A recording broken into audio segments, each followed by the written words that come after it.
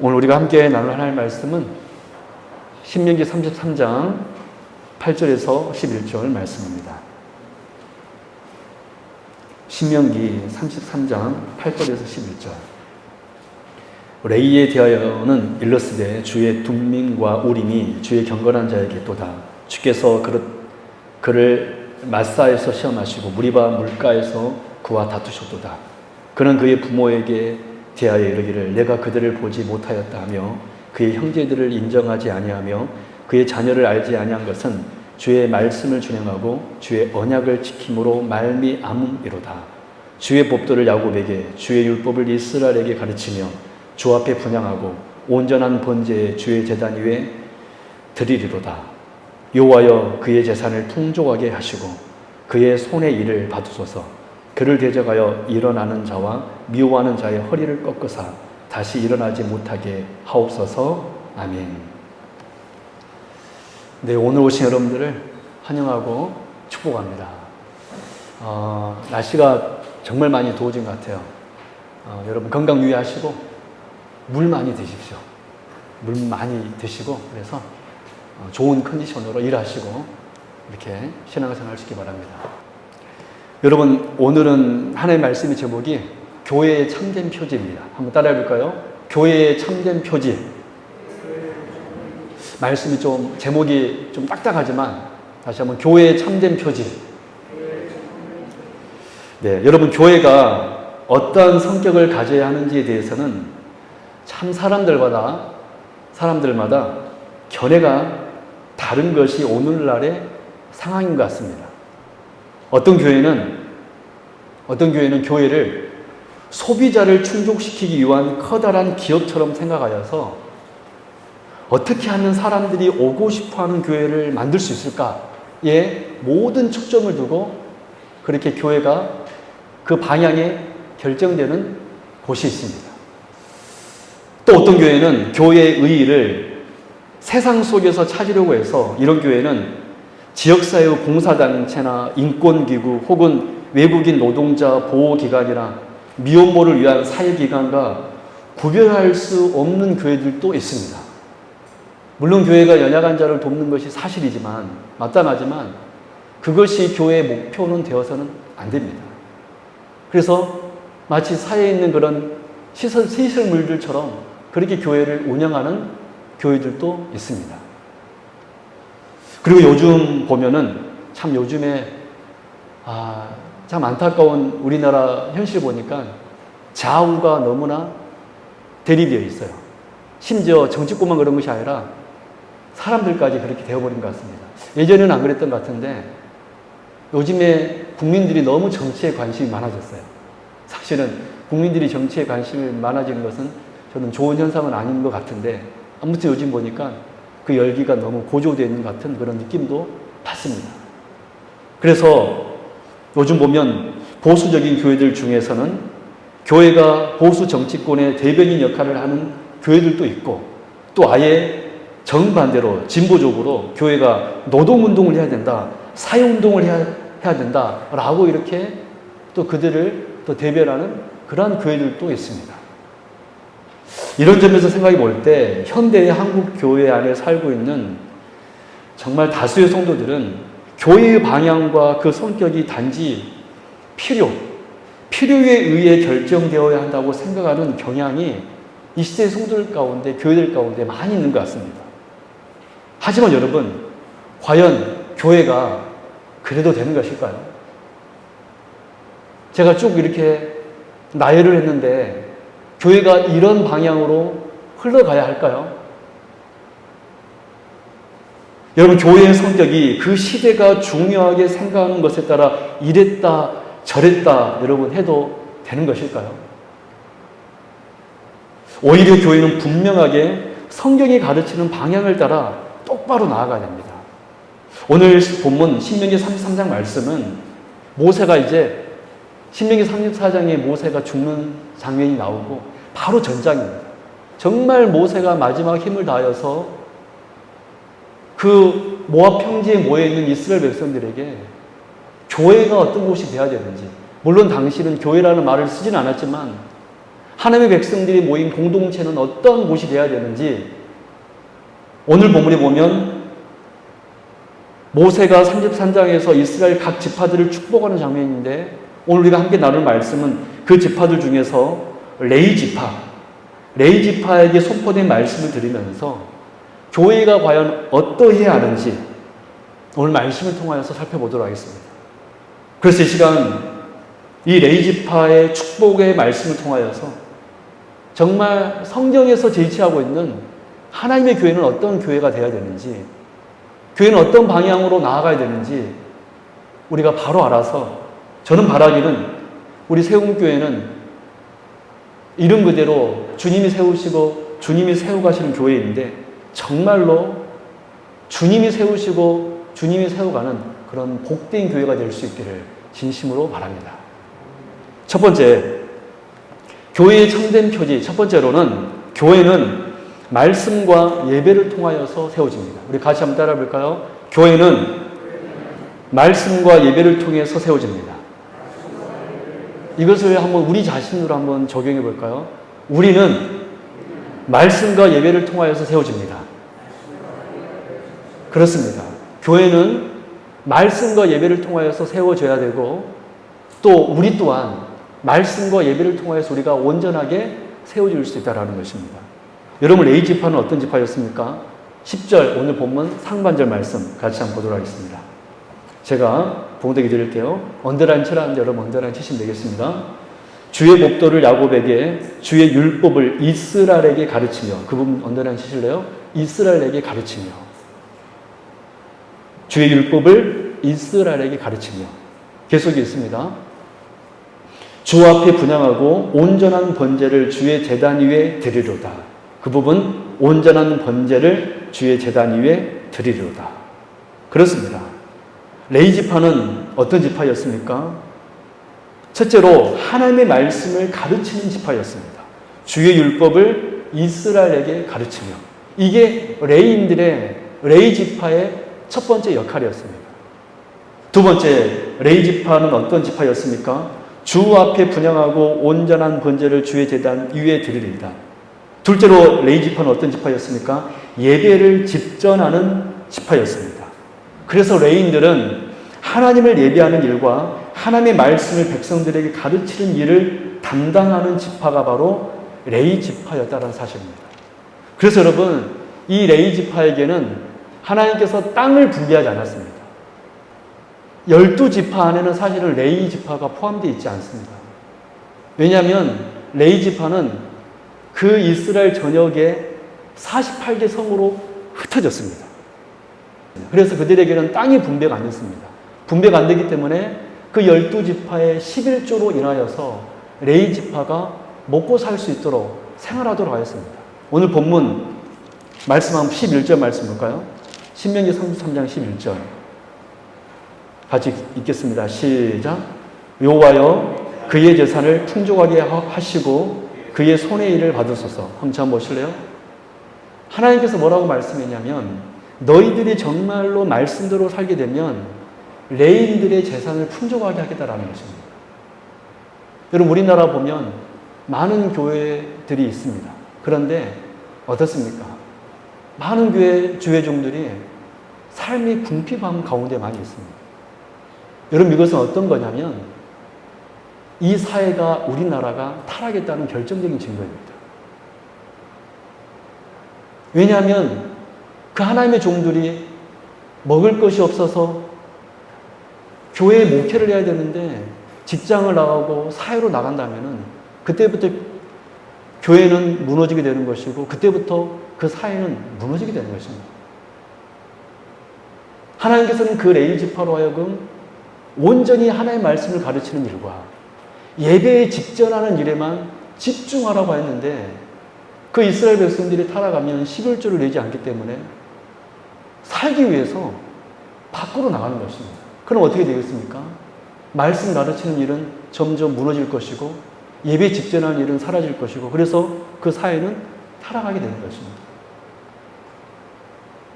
그래서 여러분 레위 지파는 두 가지를 하였는데 하나님의 말씀을 가르치는 일과 예배하는 일을 담당하였습니다. 즉 이 말씀을 오늘날 교회에 적용하자면 교회는 어떤 곳이 돼야 됩니까?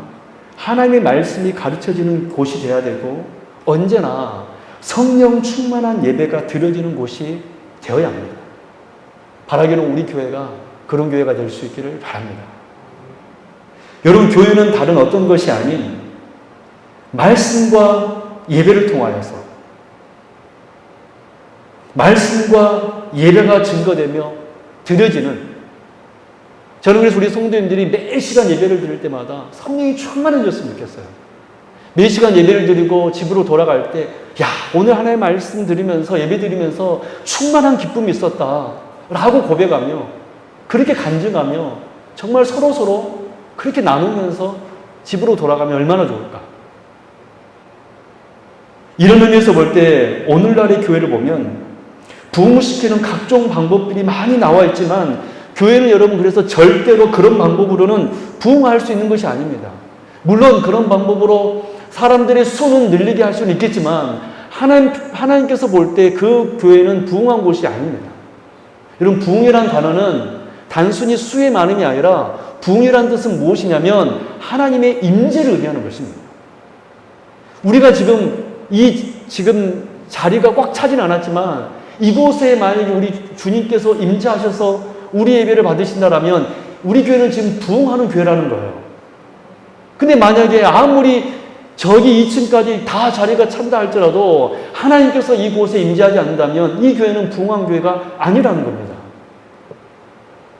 그래서 이 세상 보면, 요즘 보면 교회를 부흥하는 얼마나 많은 방법들이 있는지 모릅니다. 그러나 그런 방법으로는 절대로 교회의 부흥은 불가능합니다. 교회는 오직 하나님의 말씀과 영과 진리 안에서 드려지는 참된 예배를 통하여서 우리 세움교회는 부흥할 수 있는 줄로 믿습니다. 왜냐하면 이것이 하나님의 방법이기 때문에 그래요. 우리 교회가 만약에 세상의 사회단체라면 말씀이 아니고 예배가 아닌 곳으로라도 부흥할 수 있습니다. 그러나 교회는 사회단체가 아니거든요. 교회는 하나님의 몸이거든요. 저는 우리 세움교회가 정말 그렇게 나아가야 될 줄로 믿습니다. 우리 세움교회 비전이 무엇이죠? 보내심을 받은 사도적 교회. 하나님을 아는 것이 기쁨인 교회. 늘 하나님을 기억하는 교회. 삶 속에서 교회를 이루는 교회. 바라기는 계속해서 앞으로 이 비전을 가지고 그렇게 말씀이 온전하게 가르쳐지고 또 매 예배 시간에는 정말로 하나님께 영광을 올려드리며, 우리가 지난 부흥협의회 때 우리 협의 회원들하고 마지막 이렇게 외치면서 회의를 마쳤습니다. 온전히 하나님께 영광. 한번 해볼까요? 온전히 하나님께 영광. 주의 영광을 위하여. 바로 우리 예배가 그렇게 드려질 때 주의 영광을 위하여, 주의 영광을 위하여 우리가 예배 드려지고 또 그렇게 주님을 바라볼 때 우리 세움교회는 정말로 하나님께서 세우고자 하는 복된 교회가 될 줄로 믿습니다. 이것이 바로 교회의 참된 표지입니다. 저는 그래서 우리 성도들 한 사람 한 사람이 정말 매 시간 말씀 들으면서 정말 충만해지고 매 예배를 드리면서 회복되는 귀한 역사가 있기를 주님의 이름으로 축원합니다. 두 번째, 교회의 두 번째 표지는 무엇이냐면 교회는 하나님의 뜻에 의해서 세워집니다. 우리 한번 고백해 볼까요? 교회는 하나님의 뜻에 의해 세워집니다. 시작! 교회는 하나님의 뜻에 의해 세워집니다. 이걸 우리에게 적용하면 저와 여러분 또한 하나님의 뜻에 의해 세워진다는 거예요. 여러분, 오늘 말씀 보면 레위지파에 대해서 특별한 말씀이 선포되고 있습니다. 우리 8절 말씀 같이 보도록 하겠습니다. 8절 말씀. 이 말씀 여러분들이 잘 모르는 말씀일 수도 있어요. 8절 말씀 시작. 레위에 대하여는 일러스되 주의 둠밈과 우림이 주의 경건한 자에게 있도다. 여러분, 레위에 대하여는 일러스되 주의 둠밈과 우림이 주의 경건한 자에게 있도다. 여러분, 무슨 말씀이죠? 하나님께서는 이 레위 지파에게 우림과 둠밈을 주셨습니다. 이 물건은 특별히 레위들 중에서도 주의 경건한 자, 곧 대제사장에게 허락하셨습니다. 여러분, 이 우림과 둠밈이 무엇이었고 어디에 있었을까요? 여러분, 혹시 대제사장 그 예복을 한번 그림으로 한번 보신 적 있나요? 거기 보면 이 가슴에 12개의 보석이 달려있는, 12지파를 상징하는 보석을 달려있는 그런 흉패를 메고 있는 혹시 그림을 보셨나요? 그 흉패 이 안쪽에 우림과 둠밈을 넣어 놓았습니다. 그 대제사장 흉패, 그 의복, 그 안쪽에 우림과 둠밈을 넣어 놓았습니다. 이 두 물건은 그 정확한 모양은 성경에 기록되어 있지 않지만 그 용도에 대해서는 분명하게 이렇게 기록하고 있습니다. 우리 첫 번째 출애굽기 28장 30절 말씀 같이 읽겠습니다.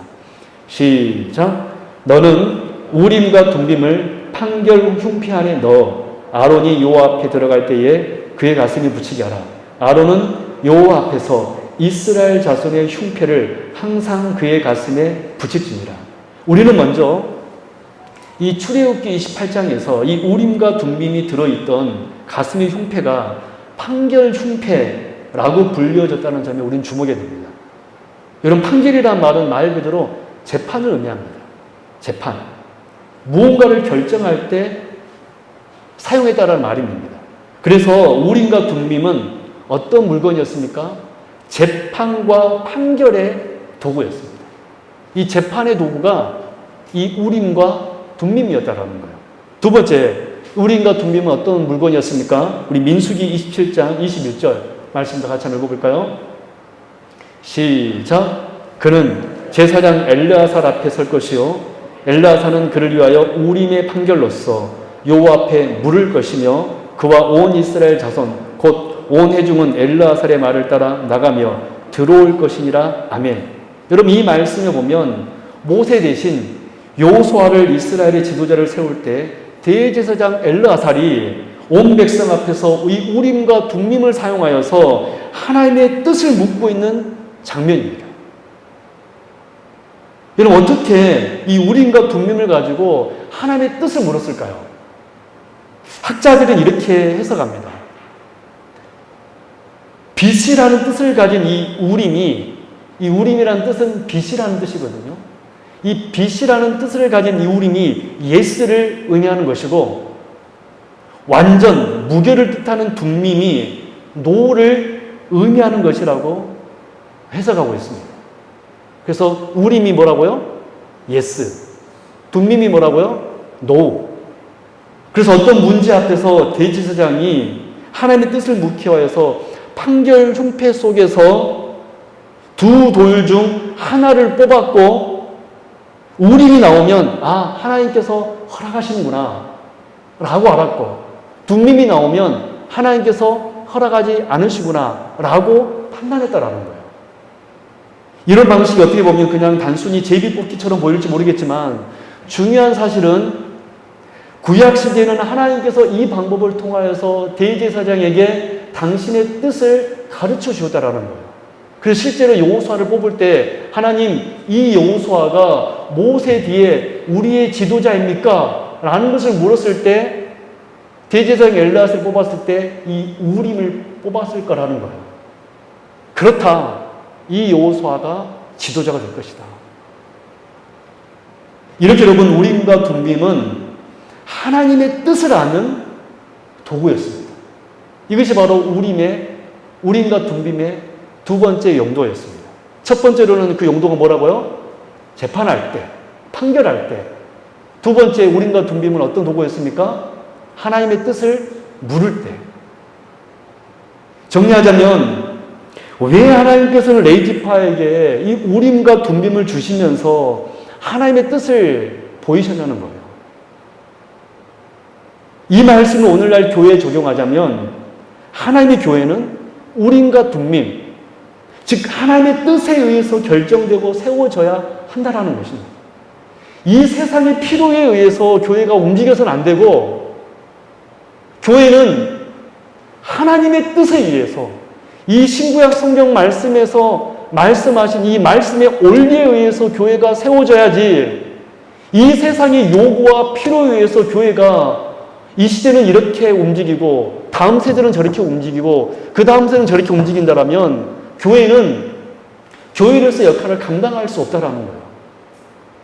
여러분, 교회는 그래서 예나 지금이나 우린과 둠민, 하나님의 뜻에 결정되고 하나님의 뜻에 의해서 세워져야 함을 믿습니다.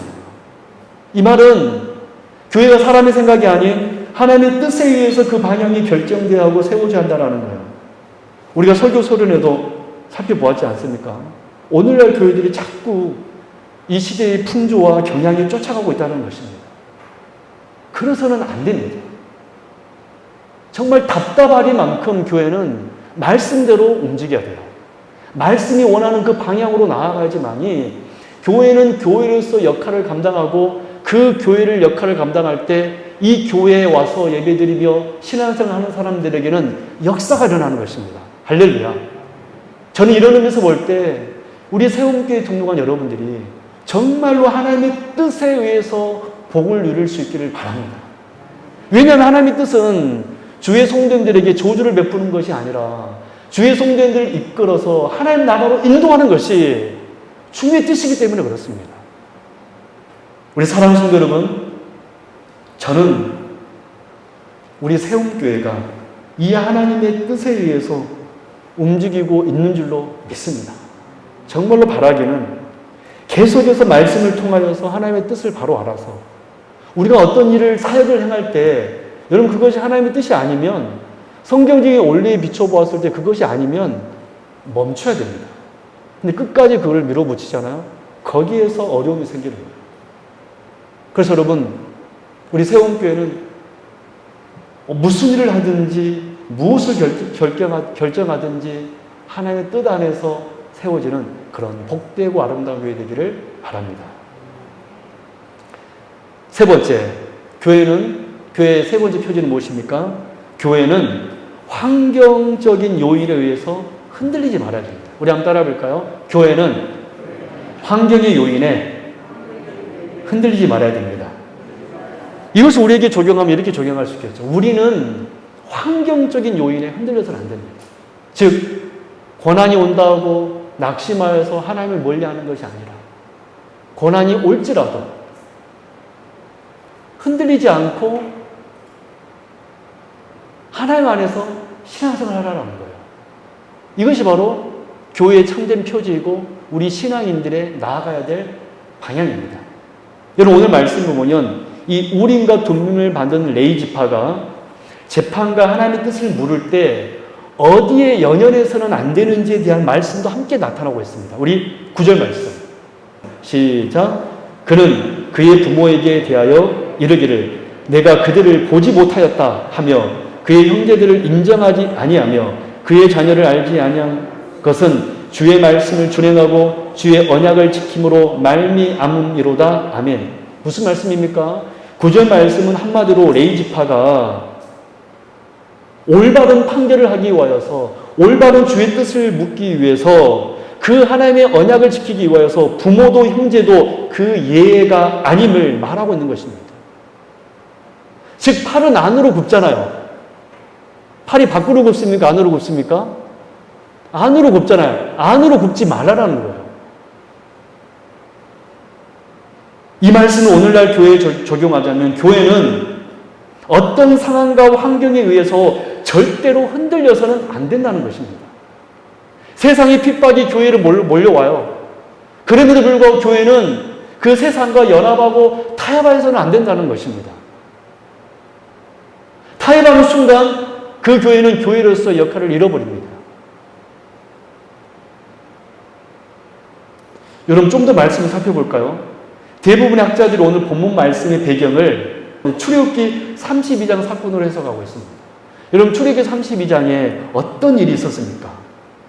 모세가 시내산에 10개의 두 도비를 받으려고 40일 동안 올라간 사이에 그새를 참지 못하고 이스라엘 백성들이 시내산 아래서 무슨 짓을 행하고 있었습니까? 아론을 부추겨서 금송아지를 만들어서 그 금송아지에 절하며 우상 숭배를 하고 있었습니다. 모세가 10개의 두 도비를 받고 산 아래에 당도했을 때 정말 처참한 광경을 본 것입니다. 그랬을 때 출애굽기 32장 26절에서 모세가 이렇게 말합니다. 이에 모세가 진 문에 서서 이르되 누구든지 여호와의 편에 있는 자는 내게로 나오라 하매 레위 자손이 다 모여 그에게로 가는지라. 그러자 이때 레위 지파가 모였을 때 모세가 아울러서 이렇게 말씀합니다. 27절 같이 읽을까요? 시작. 너희는 각각 허리에 칼을 차고 진 이 문에서 저 문까지 왕래하며 각 사람이 그 형제를, 각 사람의 자기 친구를, 각 사람의 자기 이웃을 죽이라 명령하였습니다. 이에 레위 자손이 이 모세의 명령에 의해서 도륙을 시작하였고 이들이 3,000명을 죽인 후에야 하나님의 진노가 멈추게 됩니다. 여러분 저 한번 봐보십시오. 이런 철저하게 여러분 우상 숭배자들에 대한 하나님의 심판이 행해지고 있다는 거예요. 우리는 이 출애굽기 32장의 사건을 하나님의 심판이 행해지는 사건으로 보아야지 지금 이 시대의 그런 시각으로 보면은 끔찍한 일이잖아요. 이것은 하나님의 명령이었습니다. 도륙하라. 그 우상 숭배한 자들을 도륙하라.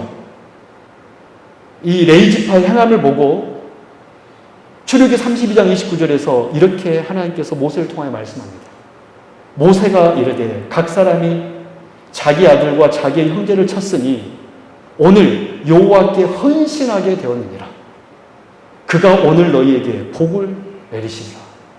놀랍게도 이 레위 지파가 하나님의 명령대로 그의 부모나 형제를 심판하였을 때 하나님께서 뭐라고 그랬냐면 그들은 나에게 헌신했다 라고 하면서 내가 그들에게 복을 내릴 것이다 라고 명했다라는 거예요.